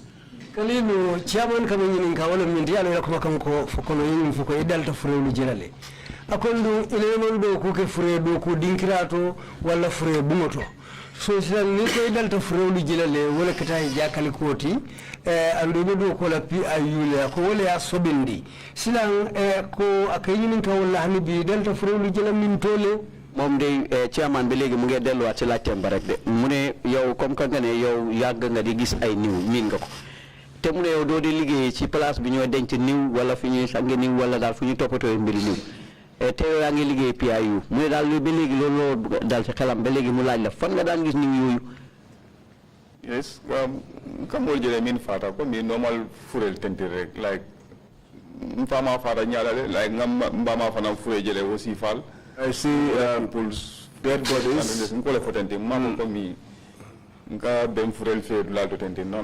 Like normal furel tending, explain. I'm talking about the normal dead bodies that I would see as a result of people dying natural deaths. I saw that of my father, my mother, and other relatives. That's what I'm talking about. Mu de mom li muy wax moy nekut ne da fay gis ay niw toujours waye nak moy niw yi nga xamne ni ñoy Fatou ci kër yi ñuy leenay sa ngak yoy gis bayam de wala yaayam de wala yeneen dekkandor seeni niw ka baban le ko wo furel ngabin je amam move amante samam ci jo faradal. That's what I'm just trying to traumatize. No. Say that those just to solidify my position that I was not traumatized by what I saw, given the experiences I already have. Moy pour digara rek ne comme que dama daan gis niw lolu niw yoy ma gis kérok yobbu ñu won ma ba ma xala tàggoo suma xel wala leneen. But as a PIU operative, you never tortured anybody to death or killed anybody. PIU do ko la tumo menna wa ma me da fe ne mo mutale ya tajire ya fa fate bulu wallahi mo bute fa time bi ngay liggéey comme ni ngay liggéey PIU jaay mosuloo métital nit ba mu dee si sa loxo wala. moo ne dafa na ma finti me comprendre loo dat ko ne nga well, nobody has ever. Nobody has come out also to accuse me of doing such, and in the event that were to happen, I'll come out and claim my name. Yeah, amuna ken ko xamne ni mosna ma tuma lu mel nonu su fekke amna ideme mun na sere suma bop. Thank you very much. Commissioner Kerr, you had a follow-up question before. Yes, because he asked a very interesting question, and he said the answer he gave was that he's used to seeing dead bodies. But the circumstances in this case and in those cases, I think, are different, aren't it? Isn't it? Because she said, given the descriptions that you have narrated here about the state of those dead bodies, are they not different? Amunta Commissioner Kaka menyini kaule mkafu ko idalta furolu jela bari unumi yelle timeni alonko ila saya kita saya nyale timendal takela bari bidonu nyi fure dolu aliyon tara nyami ila saya nya woni mo dolu fanya fatatale wala na ka nyinin karo ke fo mu manke kuti me yalon ko asi dumi sondo mola katu ila saya nya sangarata nyami wala na do nyinin kala ko chairman kalafa chairman la nyinin karo commissioner Kade li muy yok rek ci laajte chairman bi mo nek ni niw yi nga don gis ak niw yi nga xamni ni mom nga gis nga ne dal titalu la seen anami deyin dal xalna outi ndax du lolu. No. No, not that. But yala ni ikaf delta wol jele no so ni odoje maybe hanide silala ate o warala bake it will be minimal. I know that they are different, but it's different from Nimam Fureja totally, maybe ni oje panic. For used to seeing the dead bodies of people who died normal naturally is different from those that we saw. But if we are used to them, when you see these ones, even though it may have some effects on you, it will not be that much. Officiality, so I should also feel some people at any time. So it will as not go affect no. So all I know, I just comport myself when I saw such kind of things. I'm an officer, and if I were to be terrified of such scenes, it will affect my work, which was why I decided to comport myself under the situation. Man officer la mo taxot ma dalal suma xel rek bu fekke ne top na ko rek dana yag dana xatal suma liggéey. Coping with that mechanism is that you sort it out of your brain, right? No. Amunda wala nyindiko ya hakilo le bwa kandro ya bondi la mira ro ko.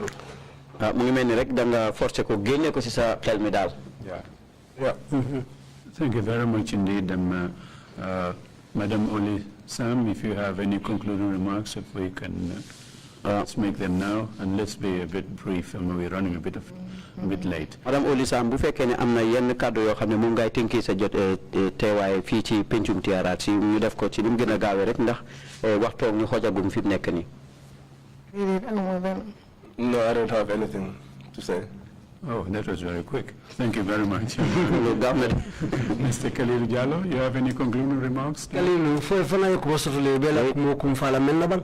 Amna fo teji sa wax. Anyway, na kumo de jamfala back, but I see demanding for now. My statement won't be long, but I shall say a bit. Suma wax du sori nak, na wax lu gatt rek. Be TRRC be etentula back no. I'm thanking the TRRC. Mangi gërëm wa TRRC. Kanana jang kana CDRO di. To allow me to come here and testify. Pour ñëw fi nak dal di fi teewal suma kàddu. Yeah, jamu tonya fod lalde no yeni wo minke no yena ya ko indi no is mo wole kumara. This is a place where people speak the truth, or when you come here, say the truth and say what you know. That's important. Fi na place waxukaay dëgg la rek li nga xam soo ñëwee nga wax fi li dëgg. Speaking the truth is not difficult. What is difficult is telling lies. Wax dëgg nag jafewut waaye wax li safaan ak dëgg nag looloo jafe. very easily. But the moment you start to when you speak the truth, you flow easily. But when you want to lie, it becomes difficult for you. So I wax deug de sa wax dafa mingo way nak bu fekke ne ya ngay wax lu safan ak deug nak jamono joju fokk ci nga dok then other counterparts will mean bina testify la maybe pour ni na tay no ya ko mimbe caring exactly manjari pour ka tonku ka sila jana or other things. Appeal to my colleagues who probably will come after me that when they come here, let them say exactly what happened and not do otherwise.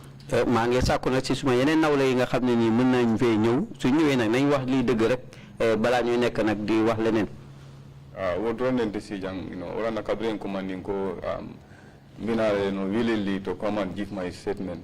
That was why I came here, and that is why when I was called I said I was going to come here willingly and make my statement. Lool mo fi tek nak motax nak bañ mako waxé rek ma ñew ci suma ak sabuté pour wax fi li nga xamné moy suma cadeau.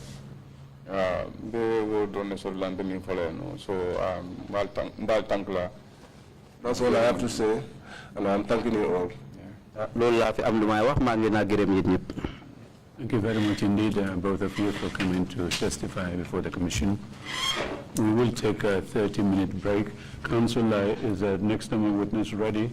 If we take a 30-minute break and come around, I hope they have the video link all set up. The system was tested in the morning. I would want to believe that the same results still obtained. Hopefully, it would happen glitch-free. So, splendid. We will take the 30-minute break and come back at 12:55. Meeting is adjourned. Thank you all very much.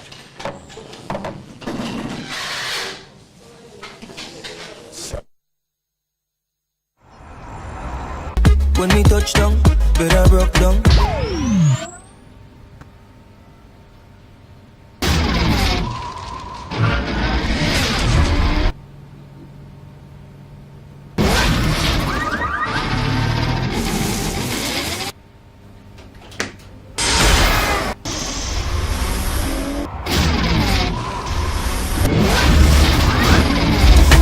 Gamtel G-Fiber, now you can enjoy super fast internet in gigabytes. G-Fiber is affordable, stable, secured, and accessible to homes, businesses, and enterprises. With Gamtel G-Fiber, the future is speed.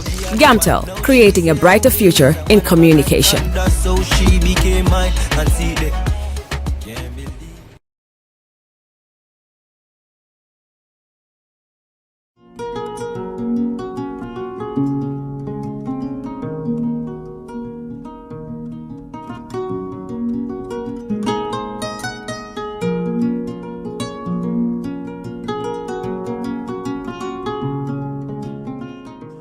all your pastry, bakery, and quality food, CK Restaurant is the only place to be. We do catering for birthdays, weddings, and all related services. We have all kinds of local foods, American, European, and even beyond.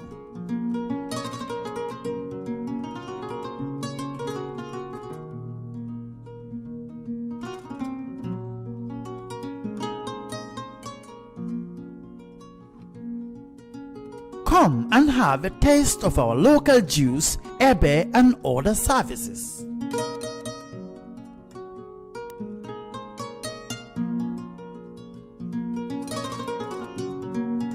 At CK Restaurant, customer satisfaction is our priority.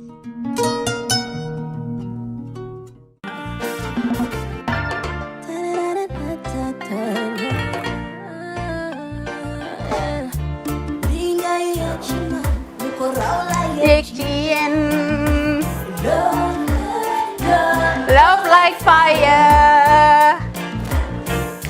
Wow.